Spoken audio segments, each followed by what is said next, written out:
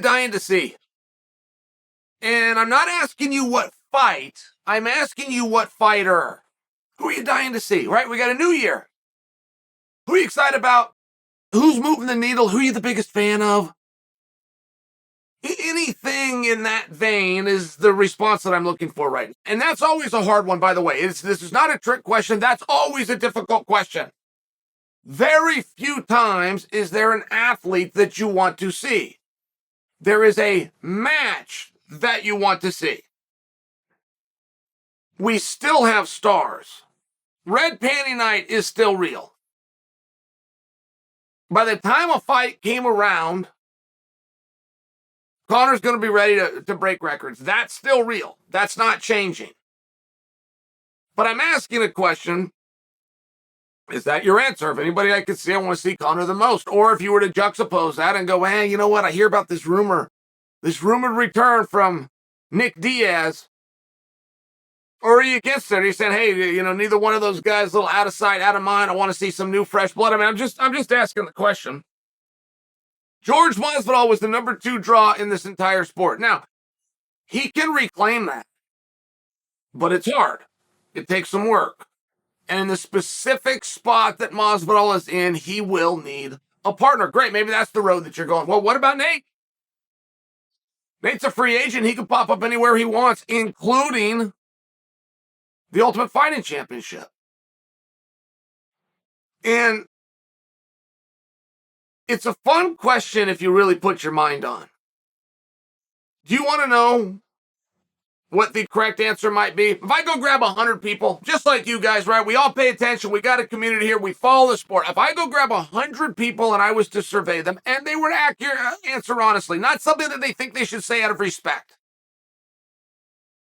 not Volkanovski and Islam, just out of respect, but a true answer. You want to know who's probably going to win? Jake Paul. Anybody that you could see fight right now that's reasonable, that's coming back, that wants a license, that says they're going to do it, that belongs to an organization. And I'm not telling you that for sure Jake wins. I'm trying to open your mind as you give me an answer. And every single question you do around Jake, it's very interesting. What weight class? Who's he going to fight?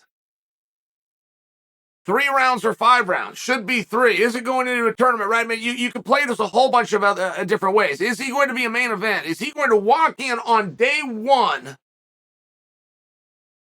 and an entire industry is going to stand back and open the curtain for him? Well, he already did in one industry. I feel pretty confident in telling you yes. I'm just sharing with you, as you're looking at different places to start talking and hyping, that's one. As simple as that is, that's one. Perhaps it's Francis Ngannou, right? I mean, the heavyweight champion is supposed to be, right? I mean, there is a torch that he's carrying. There is a lineage if you were the heavyweight champion. That's the same belt Hulk Hogan once had. That's the same belt Muhammad Ali once had. It's the same one that Mike Tyson and George Foreman, right? There's something that comes with that. By the time it gets to you, you should have a little shine off of all of those guys. Heavyweight champion, but is that your answer? It's hard. I think that Francis is doing a great job. Ariel Helwani was talking about how much he respected Francis, that Francis is not bending. And that is Francis's business. I do appreciate what a gentleman that he has been. I mean, I must say that about Francis. He has taken a calm approach. I've never heard him use profanity. I also haven't seen him move the goalposts, which is a very common move. Somebody comes out with some kind of a claim, and as soon as, okay, great, we're going to find a compromise, we're going to make this work, they move the goalpost. I haven't seen Francis do that. There is an approach that appears to be very above board by Francis. I will just share with you the kind of contract you could give a guy who is going to remain your champion is very different than a guy who's going to go out and defend a championship, and you don't know if he's going to have it at the end of the night. I can't be doing things for a guy that's on the roster that I'm not doing for the champions. We all understand that not everybody is going to be treated the same. We do understand you can earn and win your way into certain categories, right? Everybody understood that when Conor McGregor was going to go fight Floyd. Everybody. He was a two-division simultaneous champion that had the interest of Floyd. Very rare situation. But with everything that he had done, we also understood, hey, we're not the same as him. We haven't done what he's done. We haven't won what he's won. We don't have the t-shirt and the popcorn and the live gate and the pay-per-view. We don't have anything that he has. He's in a different spot. But see, that's very relevant. Because imagine, in fact, let's just use the Conor one for an example. Let's say Dana comes in back then and he tells Michael Chiesa, who was ranked number 8 in the world, he said, I'm going to take you and you're going to go and fight Floyd. Chiesa's like, great, I'll go do it. But everybody else is going to look around and go, hey, that was pretty cool what Chiesa just did. Hey, I want to do that same thing. You go, nah, hey, stop. It was a one-time thing. Go, well, it was a one-time thing for the guy that was ranked number 8. I can match. As a matter of fact, I'm ranked number 5.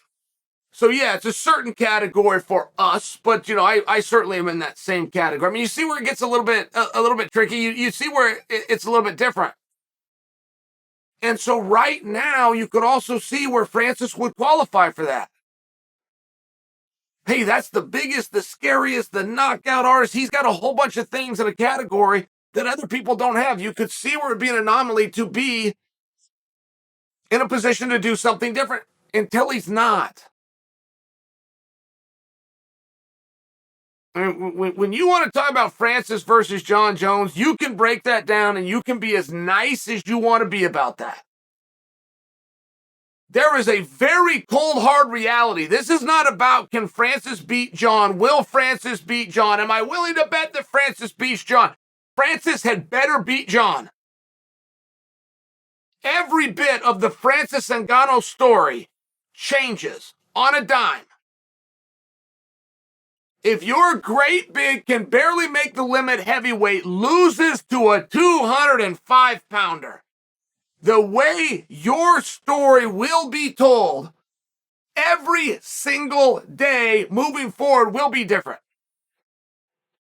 And there'll be things that you didn't even expect, things that are totally unfair. It shouldn't be that way, right? They go meet in a division, you have a contest. What's going to be different about it? Well, it's going to be a little different considering I watched Dominic Reyes beat this guy.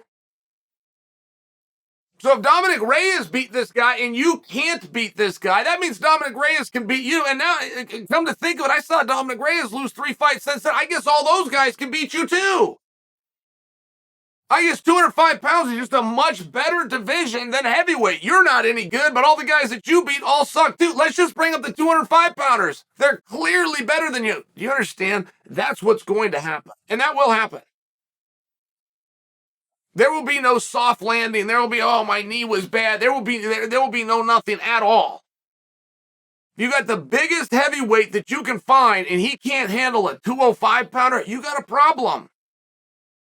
And I only present that for you because if you go and do a deal now and you think that you're going to have some kind of special carve-outs, if this is a guy that's just floating around the division, this is a guy that just got taken out by a guy who hadn't even shown up to work in 3 years. Special treatment can't go there. The same reason that Chiesa didn't get the opportunity, McGregor did. Simple example. But when you're putting these together and you want to get that done, you're not just playing checkers and thinking about tomorrow night. Your chess, you're trying to look 3 and 4 fights out. Nobody's wrong here. I'm just sharing with you some of the thought that goes back and forth. It's not do whatever I can do to get this one fight. It's not what it is. You got to be prepared for what happens when you wake up the next day. Food for thought. And you know what? When it comes to an analysis, you can't get this anywhere else.